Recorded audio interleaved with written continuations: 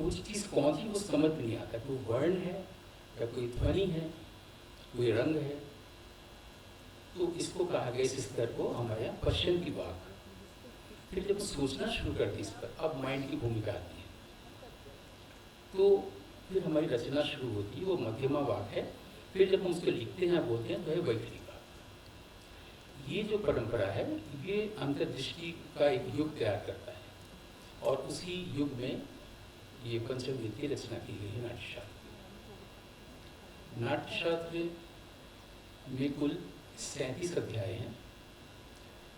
37वां अध्याय जो है, उसमें जो ज्ञान है, भारतीय ज्ञान, दर्शन, विद्या, उसकी गुप्त बातों को कहा गया है, जो सबके लिए नहीं है, इसलिए उसको 36वें अध्याय में मर्ज कर दिया गया है। उस अध्याय का नाम है गुह्य तत्व कथन अध्याय। इस तरह से कुल 36 अध्याय हुए। इन 36 अध्यायों में जो प्रारंभिक 5 अध्याय हैं, ये प्रीलिमिनरी है। अगर उनको हटा देते हैं, और आखिर में जो 2 बचते हैं, वो है कॉम्प्लीमेंट्री। ये अगर आप प्ले करने जा रहे हैं तो इन बातों का ध्यान रखिए। इस तरह से कुल जो मूल नाट्यशास्त्र है, नाट्यवेद है, जो सब्सटेंस है, वो 29 अध्याय हुए। अब उन्होंने अभिनय के जो 4 अंग हैं, उसका क्रम बनाया, सात्विक, आंगिक, वाचिक और आहार। भले समझाने के लिए लिखा आंगिक, वाचिक, सात्विक, आहार, लेकिन ये क्रम बनाया, और उन्होंने पूरे 29 अध्यायों को इस तरह से ही क्लासीफाई किया। प्रथम 2 जो अध्याय हैं, वो सात्विक को बताते हैं, फिर 20 तक आंगिक है, फिर वाचिक है 26 तक, 27 तक, सिद्धि अध्याय तक, और उसके बाद आहार है। संगीत आहार का ही हिस्सा है। ये जो हम लोग बोलते हैं कि संगीत अलग से नहीं है और नाटक में ही है, उसी में अनुस्यूत है, इसको बोलने की ज़रूरत क्या है? क्योंकि समझने के लिए, अध्ययन करने के लिए उन्होंने ये अध्याय बनाए, अध्ययन के लिए अध्याय है। लेकिन पहले चैप्टर से लेके आखिरी चैप्टर तक, चाहे वो 37 की दृष्टि से देखें या 29 की दृष्टि से देखें, वो संगीत शुरू से अंत तक है। अलग से उसको स्पेसिफाई इन्वर्टेड कॉमा में नहीं है। ये संगीत का भी पूरा ग्रंथ है, संपूर्ण ग्रंथ है, आकर ग्रंथ है, नाटक का भी है, नृत्य का भी है। हम लोग आज अलग अलग पढ़ाई करते हैं, इसलिए संगीत और नाटक जब अलग हो गया तो उसको एक में देखने की कोशिश कर रहे हैं। एक्चुअली इसमें है ही नहीं। पहले अध्याय से लेकर के आखिर तक उन्होंने ये संगीत उसमें अनुस्यूत है, और उन्होंने जो हम लोग इसको कैसे पढ़ें इसकी एक दृष्टि दी है। आज इसको हर्मेन्यूटिक्स कहते हैं, जिसको हमारे मीमांसा दृष्टि कहते हैं, और हमारे यहाँ के सारे जो ग्रंथकार होते थे उस दृष्टि को पहले ही अध्याय में रख देते थे, क्योंकि उनको पता था कि आने वाले समय में लोगों को समझने में दिक्कत हो सकती है। ऋषि मुनियों का कोई देशकाल नहीं होता है। वो इस ढंग से, क्योंकि वो उनकी भाषा मन से नहीं बनती है, अंतर्दृष्टि से बनती है, बड़ा स्तर से आती हुई भाषा होती है, इसलिए वो जो जिस भी चीज़ को उपचार देते हैं वो अतीत नहीं बनता, वो अपना शाश्वत वर्तमान पा लेता है। इसलिए रामायण हो, चाहे महाभारत हो, चाहे वेद हो, चाहे पंचम वेद हो, ये जब तक वर्तमान है, शाश्वत वर्तमान है, वो तब तक रेलिवेंट है। क्योंकि हम समझ नहीं पाते हैं, इसलिए कहते हैं कि उसकी उपयोगी चीज़ों को ले ले और अनुपयोगी चीज़ों को हम लोग छोड़ दें। उसमें एक भी वर्ण ऐसा नहीं है जिसको जो सर्वथा अयोग्य है। तो ये तो का भारत को, हम भारत की या भारत संस्कृति को, वैदिक संस्कृति को समझने का ढंग। फिर है नाट्यशास्त्र, ये हम लोगों ने समझा संक्षेप में, भारत के नाट्यशास्त्र। अब आता है कि उनके समय में उन्होंने क्या बताया कि नाटक में संगीत का प्रयोग कैसे किया जाए। ये विषय बनाया गया है कि उनके समय में, यानी कि नाट्यशास्त्र में कैसे बताया गया है कि नाटक में संगीत का प्रयोग कैसे किया जाए। ये मुझे कहा गया बोलने को। इसमें संगीत को समझ ले तो जैसा कि शुरू में ही कहा गया, उन्होंने डाइजेस्ट भी तैयार किया है भरत ने, कि अगर आपको 37 अध्याय पढ़ने में दिक्कत हो तो आप सिर्फ संग्रह पढ़ लें, पूरे नाट्यशास्त्र को पढ़ना हो जाएगा। 11 संग्रह है, रस, भाव, अभिनव, धर्मी, वृत्ति, प्रवृत्ति, सिद्धि, स्वर, आकृति, गान। इनको पढ़ने से भी पूरा नाट्यशास्त्र पढ़ना हो जाएगा। अब हम लोग जो कह रहे थे कि पूर्व रंग जब हो तो नट नटी जब प्रवेश करते हैं तो उन्होंने 5 स्थान निर्धारित किए हैं। उन 5 स्थानों पर ही नट खड़े होंगे, पीछे कुतब होंगे। वो 5 स्थान है एकदम आगे। अगर आप न्यूज़पेपर ऐसे पढ़ते हैं, न्यूज़पेपर को ऐसे उठा दिया जाए तो ये अप होगा, ये डाउन होगा।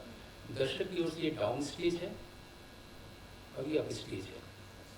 तो जो पहला प्रोसीनियम, जब आज हम लोग थिएटर देखते हैं तो जो वहाँ पर पहला है, जिसको हम लोग लेफ्ट अप कहते हैं, पहला, दूसरा बीच में, तीसरा सेंटर पर और ये पीछे 5, ये 5 स्थान प्रवेश के लिए और प्रस्थान के लिए नटों के लिए बनाए गए। नट आके क्या करते हैं कि पूरा जो प्ले होने जा रहा है उसको इंट्रोड्यूस करते हैं अलग अलग भंगिमाओं में, और फिर इधर देख के बोलते हैं कि शायद सैनिकों की आवाज़ आ रही है, लगता है वो लोग आने वाले हैं, चलो चलो लोग चले, और चले जाते हैं।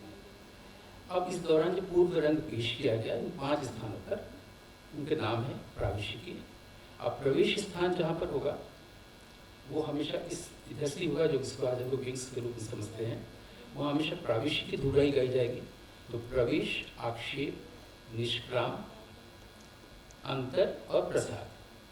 प्रवेश स्थान पर सिर्फ प्राविशिकी ध्रुवा ही गाई जाएगी। प्राविशिकी ध्रुवा है उत्थापिनी। अभी जो गांधर्व गान की बात हुई, पहले साम गान में सामन गाते थे और गांधर्व और गान ही था। गांधर्व श्रेयस है, गान प्रेयस है। मैंने श्रेयस का मतलब लोकोत्तर के लिए और लोक मंगल के लिए, प्रेयस मैंने अपने सुख के लिए। जो गांधर्व है वो अपौरुषीय है और जो गान है वो मनुष्य निर्मित है। गांधर्व का नाम भरत मुनि ने नाट्यशास्त्र में नहीं लिया है। उन्होंने कहा है ध्रुवा, 5 ध्रुवाएं गाई जाए। प्रवेश स्थान पर प्राविशिकी, बीच में जो जगह एक बना प्रवेश, आक्षेप, निष्क्राम, आक्षेपिकी, निष्क्रामिकी, आंतर और प्रासादिकी, 5 दुर्गाएं। क्या क्या 5 दुर्गाएं हैं? उत्थापिनी, परिवर्तनी, अवकृष्टा, अर्पिता और विक्षिप्ता। इन 5 दुर्गाओं को कैसे गाया जाएगा वो 32वें अध्याय में 524 कारिकाओं में बताया हुआ है। ऐसा कहने की कोई ज़रूरत नहीं है कि हम कैसे जाने कि इन दुर्गाओं को कैसे गाया जाता था। इसलिए हम एक श्लोक लेकर के उसको दे देते कि किसी भी राग में गा दो, ऐसी किसी ज़रूरत नहीं है। पहली बात तो यह है कि नाट्यशास्त्र में एक भी श्लोक नहीं है। नाट्यशास्त्र में 6000 कारिकाएँ हैं और कारिका किसे कहते हैं इसे 6ठे अध्याय में उन्होंने परिभाषित किया। हम लोग जनरल बोलते हैं, इन पर्टिकुलर बात नहीं करते हैं, टू की पॉइंट बात करना चाहिए। जैसे कि कहा गया कि अनुकरण जो होगा वो हमेशा लोक नृत्य का होगा और अनुकीर्तन जब होगा वो हमेशा भाव का होगा। यानी जो बाहर है उसका अनुकरण होगा, जो भीतर है उससे उसका अनुकीर्तन होगा। इसको हम लोग इम्प्रोवाइजेशन कह सकते हैं, ठीक है, विस्तार कह सकते हैं। ये सब बिल्कुल डिफाइंड है, अलग से कोई व्याख्या की अभी ज़रूरत नहीं है। पहले इन सूचनाओं या तथ्यों को संक्षेप में समझ लें। तो और संक्षेप में ऐसे कह सकते हैं कि अंदर सात्विक है, बाहर आंगिक है, दोनों का जो कुल है, ब्रिज है, वो वाचिक है। इसके अलावा सब कुछ आहार्य है। जैसे कि संगीत अध्ययन के लिए, तो संगीत इस तरह से आहार्य का अंग उन्होंने बताया।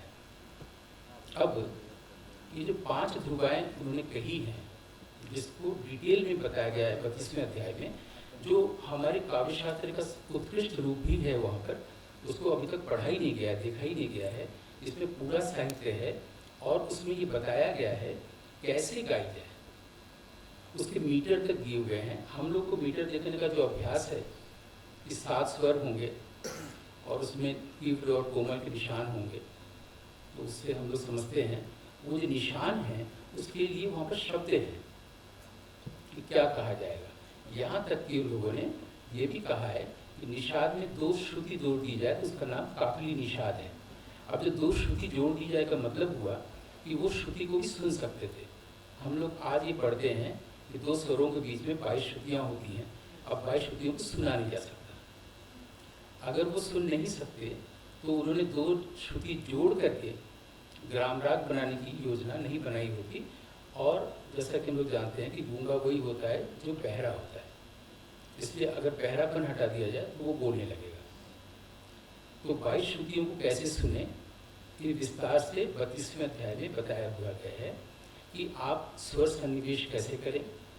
और जो हम मात्राओं में इशारों की बात कर रहे थे, चिन्ह की, जिसको हम लोग आकार मात्रिक चिन्ह कहते हैं नोटेशन पद्धति, और हम सभी लोग जानते होंगे 7 स्वरों में हम लोग नहीं गाते हैं, हम लोग 36 स्वरों में गाते हैं। 7 स्वरों से 4 कोमल और 1 तीव्र करके, पहले तो ये 12 हो गए, ये 12 के 3 स्केल्स हैं, तो मध्य, मंद्र और तार, तो उसमें 36 स्वरों से गाते हैं।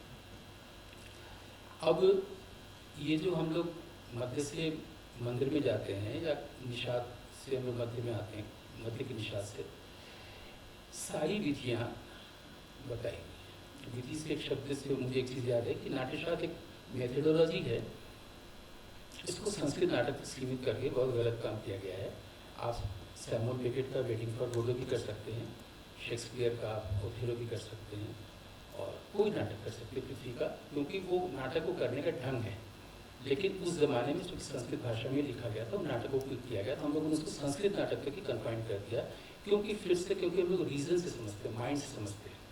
अगर हम लोग एक बार भी ये जीवन में ये अनुशीलन या साधना किए होते, ये अपने वाक स्तर से देखें, तो शायद ये चीज़ें नहीं होती, ये सब भूलें नहीं हुई होती 70 साल हो गया। अब संगीत के लिए जो 3 शब्द आते हैं नाट्यशास्त्र में, वो है मार्ग, फिर है ध्रुवा और जाग। मार्ग गान के बारे में, मार्ग शब्द यहाँ पर 3 तरह से आया है पूरे नाट्यशास्त्र में। एक मार्ग ताल के रूप में आया है, और हम लोग जो एक स्वर से दूसरे स्वर में जाते हैं, आरोहण और अवरोहण करते हैं, तो वहाँ बताया गया कि हम लोग मार्गांतर से भी एक स्वर से दूसरे स्वर में जा सकते हैं। मार्गांतर का मतलब हुआ कि अगर आप मध्य के सा में हैं, षड्ज में हैं, वहाँ से अगर आप मंत्र के धैवत तक जाना है, तो ये मार्गांतर है। मार्ग शब्द इस तरह से आया है।